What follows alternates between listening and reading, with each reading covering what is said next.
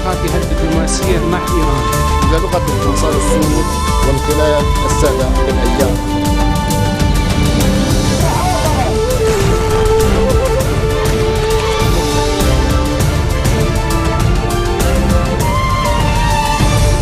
Good afternoon, you're watching the English newscast on Future Television. I'm Linda Tamim and these are today's top stories.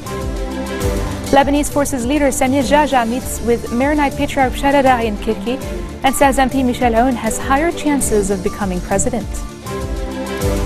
Free Patriotic Movement leader Gibran Bassil meets with Parliament Speaker Nabih Berri and former Tripoli Minister Faisal Karami to discuss Jaja's endorsement of Aoun.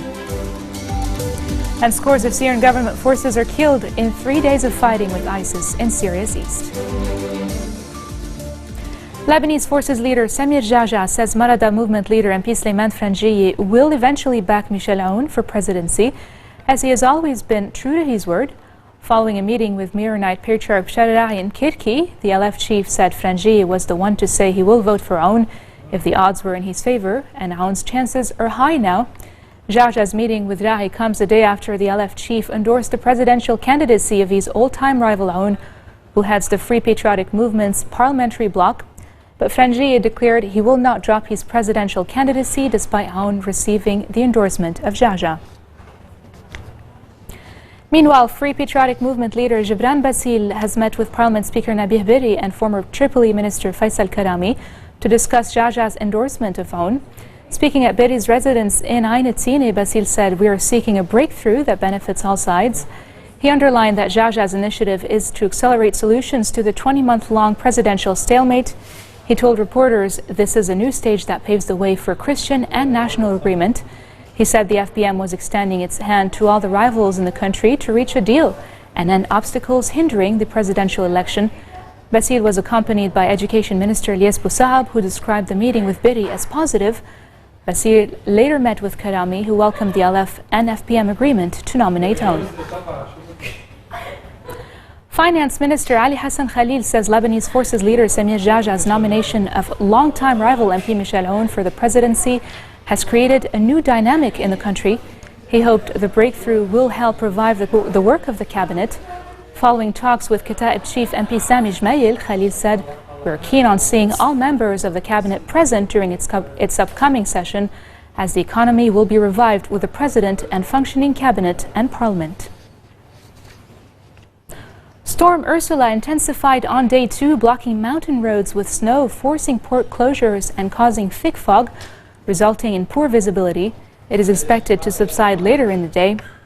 Heavy rainfall caused minor flooding across the capital and its suburbs, as the stormwater systems are incapable of coping with heavy rain showers. The Public Works Ministry said that maintenance teams were ready to intervene when any emergency occurs, mainly in villages stranded by snow. Motorists were stuck in traffic on the Khaldi Highway south of Beirut in the direction leading to the capital, while water flooded the eastern lane of the Uzai Tunnel. The Sidon, Tyre and Tripoli ports were also forced to close as navigation halted due to the high waves. The Meteorological Department expects the storm to subside by tomorrow and renew later in the weekend.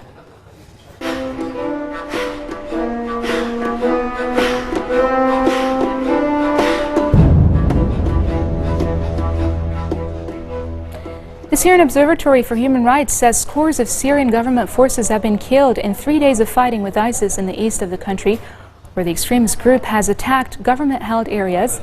The extremist group is in control of most of Deir ez-Zor province, while the government is holding parts of the city, including a military airport, one of the few pockets of East Syria still held by President Bashar al-Assad.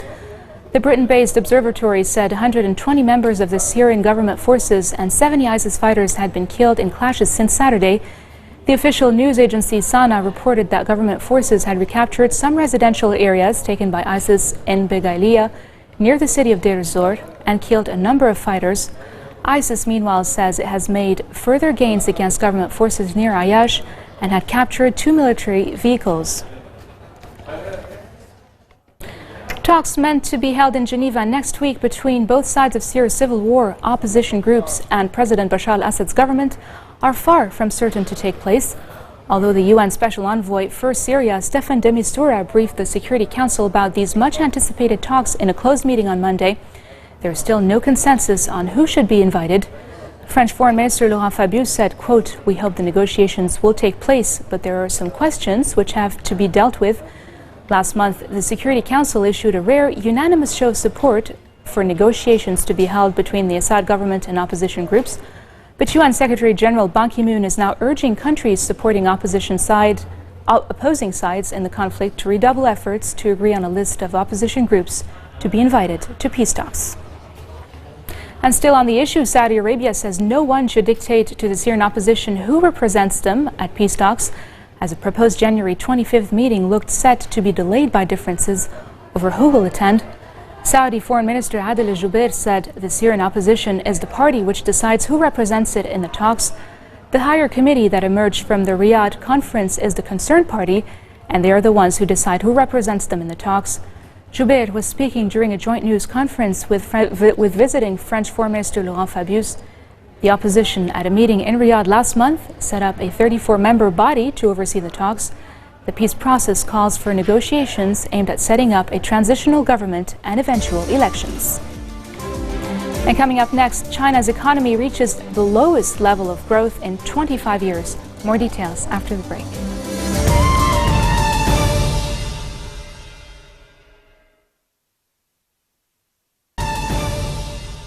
Iraq's parliament suspended its meeting amid protests by Sunni Muslim MPs over violence that targeted their community in eastern Iraq and left dozens killed in apparent retaliation for anti-Shiite bombings claimed by ISIS.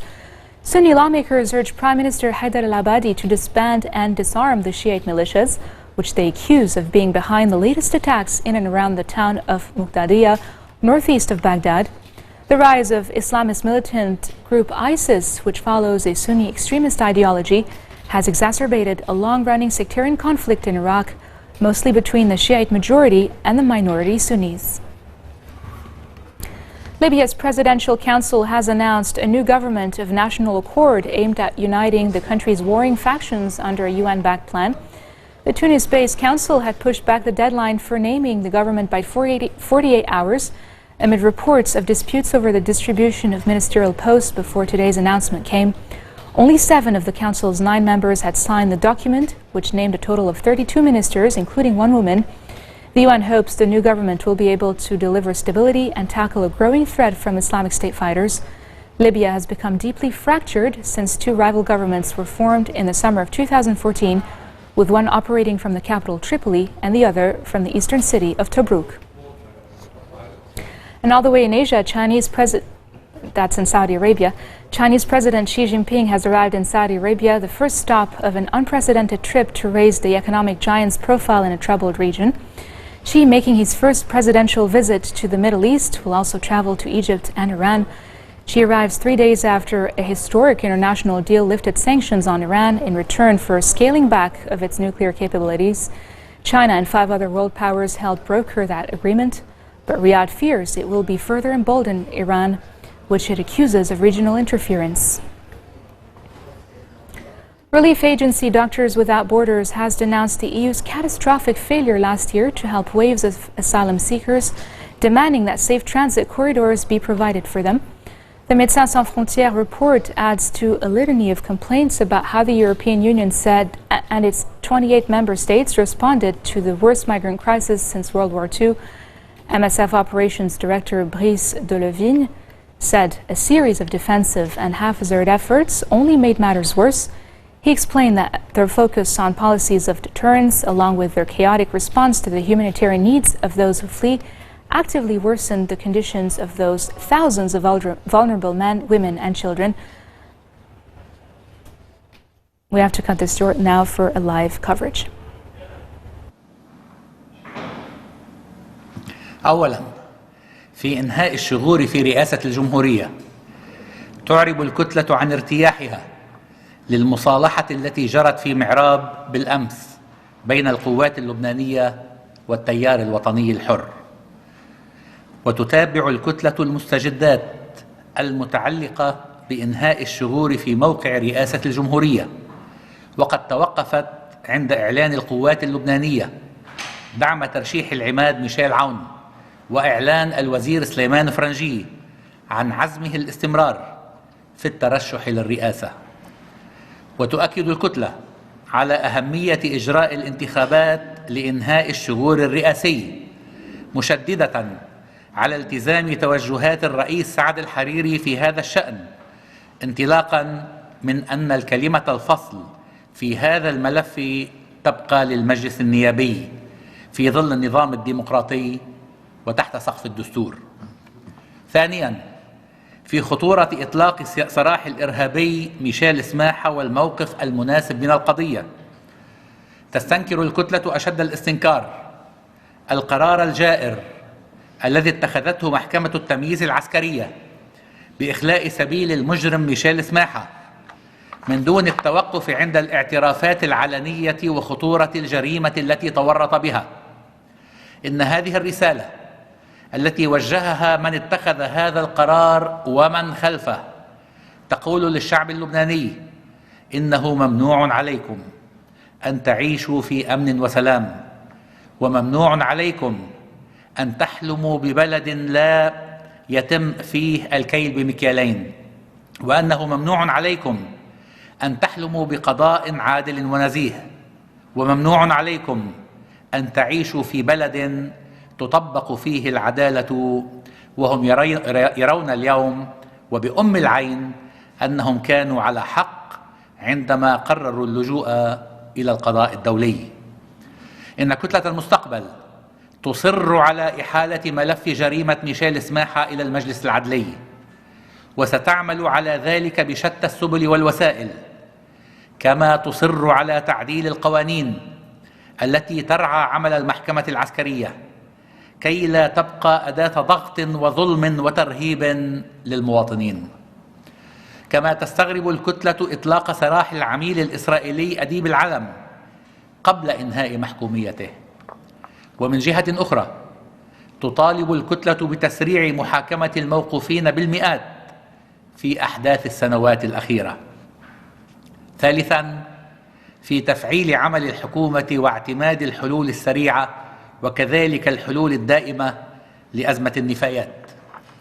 تؤكد الكتلة على ضرورة تفعيل عمل الحكومة، كما تؤكد على مطالبتها الحكومة بالعمل على ترحيل النفايات كحل مؤقت ومكلف، وقد أوجب ذلك عدم التوصل لحلول داخلية لهذه الأزمة الخطيرة والمستفحلة، مع ضرورة العمل فوراً على إيجاد الحلول المحلية الدائمة وغير المكلفة في شتى المناطق اللبنانية. شكراً. انتهى البيان. A suicide bomber blew himself up close to a police checkpoint in northwestern Pakistan, killing at least 10 people and wounding more than 20. Doctors confirmed children were among the dead and injured. The attack took place in an area where security forces have stepped up their fight against the Pakistani Taliban and other militant groups along the border with Afghanistan, following the massacre of more than 150 people at an army-run school in December 2014.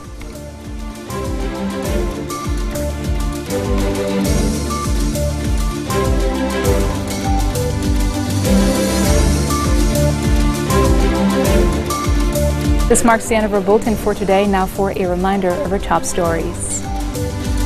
Lebanese forces leader Samir Jaja meets with Maronite Patriarch Shadadai in Kirki and says MP Michel Aoun has higher chances of becoming president. Free Patriotic Movement leader Gibran Bassil meets with Parliament Speaker Nabih Berri and former Tripoli Minister Faisal Karami to discuss Jaja's endorsement of Aoun. And scores of Syrian government forces are killed in 3 days of fighting with ISIS in Syria's east. Those are your top stories for today. I'm Linda Tamina. Thank you all for tuning in. تعلن عن قطع علاقاتها الدبلوماسية مع إيران بلغة القنصال السود والقلاد السابع بالأيام.